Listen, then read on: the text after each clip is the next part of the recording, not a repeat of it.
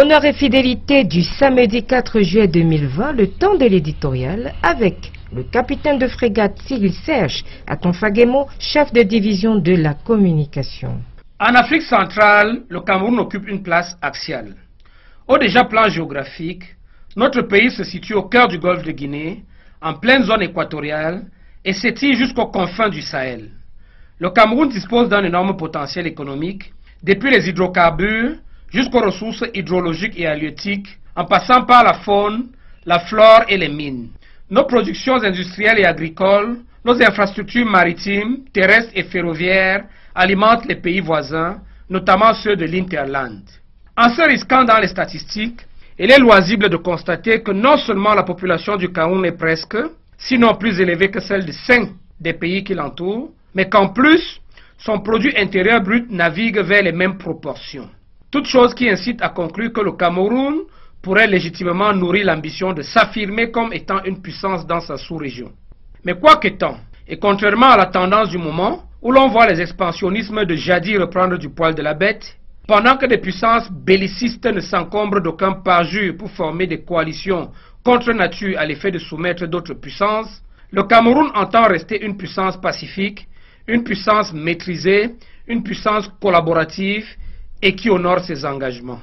Loin d'être dictée par les circonstances, cette attitude laisse transparaître l'essence même de la philosophie du Cameroun dans ses relations avec d'autres États. À l'échelle du continent, par exemple, le Cameroun a ratifié le vendredi 19 avril 2002 l'acte constitutif de l'Union africaine adopté le 11 juillet 2000 à Lomé au Togo. L'article 4 du dit instrument soumet les États signataires, entre autres, au respect des frontières existant au moment de l'accession à l'indépendance, à l'interdiction de recourir ou de menacer de recourir à l'usage de la force entre les États membres de l'Union. Dans la même veine, l'article 3 du pacte de non-agression de l'Union africaine, dont le Cameroun est signataire aussi, engage les États à régler par des moyens pacifiques tout différents, de telle manière que la paix et la sécurité ne soient pas mises en danger, de s'abstenir dans leur relation de recourir à la menace ou à l'emploi de la force de manière incompatible avec la Charte des Nations Unies. En conséquence, aucune considération de quelque nature que ce soit, politique, économique, militaire, religieuse ou de race, ne saurait justifier l'agression. C'est donc en accord avec les dits principes que jamais le Cameroun n'a revendiqué les larges portions de son territoire arbitrairement rattachées au pays de son voisinage. C'est toujours en accord avec ces engagements que le Cameroun portera devant la Cour internationale de justice le différend territorial l'opposant au Nigeria au sujet de la péninsule de Bakassi. Initiative rarissime il y a 2 décennies, le règlement pacifique de ce différend demeure à ce jour un modèle du genre.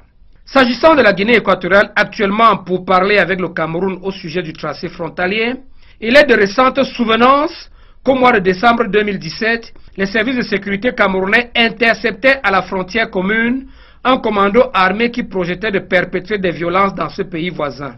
Un acte exceptionnel de fraternité et de co-sécurité, promoteur d'une coexistence pacifique entre les États. En tout cas, une autre occasion pour le Cameroun de vider par la concertation un litige potentiellement belligène sans qu'un seul coup de feu ne soit tiré.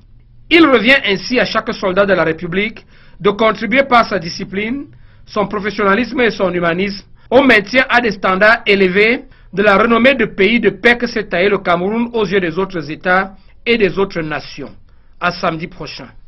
The English version of today's editorial with Captain Asongalem Alem Ivan, head of the production unit of the communication division in the Ministry of Defense. Cameroon occupies a strategic position in Central Africa. Geographically, our country is located in the heart of the Gulf of Guinea, in the equatorial zone and stretches to the edge of the Sahel. Cameroon owns a gigantic economic potential, from hydrocarbons passing through hydrological and fishery resources to fauna, flora and mines. Our industrial and agricultural production, our maritime land and rail facilities serve neighboring countries, especially those of the hinterlands. If we were to go by statistics, it is possible to note that Cameroon's population is nearly, if not higher, than that of the 5 countries around her surroundings, and her gross domestic product is moving towards the same proportions. All these factors conclude that Cameroon could legitimately sustain the ambition to assert itself as a power in its sub-region. However, contrary to the current trend, where expansionism of the past is seen to be regaining foil, while belligerent powers do not let go any perjury to overcrowd themselves with unusual coalitions to subdue other powers, Cameroon still aims to remain a peaceful power, a well-ordered power, and a collaborative power who honors its commitments. Far from following suit to circumstances, this attitude reveals the very essence of Cameroon's philosophy in its relations with other states. On Friday, 19 April 2002, for example, Cameroon ratified the Constitutive Act of the African Union, adopted on 11 July 2000 in Lomé, Togo. Article 4 of the said instrument subjects the signatory states inter alia to respect the borders existing at the time of accession to independence, prohibits the use of force or the threat to make use of force between member states of the Union. In the same vein, Article 3 of the African Union Non-Aggression Pact, to which Cameroon is a signatory, calls on states to settle by peaceful means any dispute so that peace and security are not jeopardized, and to refrain from the use of threats or force in a manner inconsistent with the Charter of the United Nations.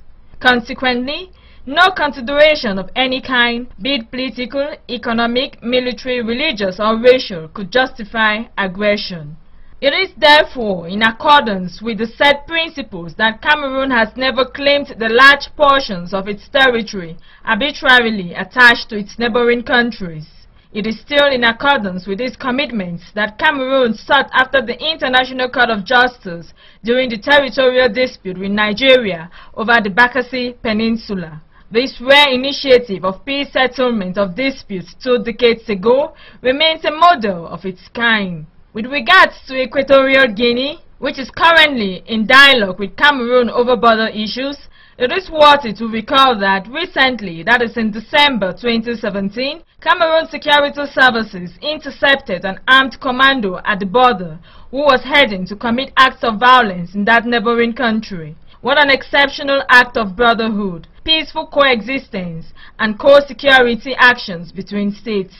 Anyway, it is another opportunity for Cameroon to resolve potentially belligerent dispute through conciliation without a single shot being fired. It is therefore up to each soldier of the Republic to contribute through discipline, professionalism, and humanism in maintaining the high standards of the reputation of Cameroon as a country of peace she has carved out for herself in the eyes of other states and other nations.